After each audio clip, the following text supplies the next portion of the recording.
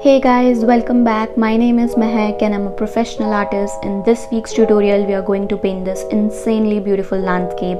Using line and wash technique, I will show you my step-by-step process of how I paint this pastel sky, snow, hut, and most importantly, how to paint this pine trees using dry brushing technique. So without any further delay, let's get started.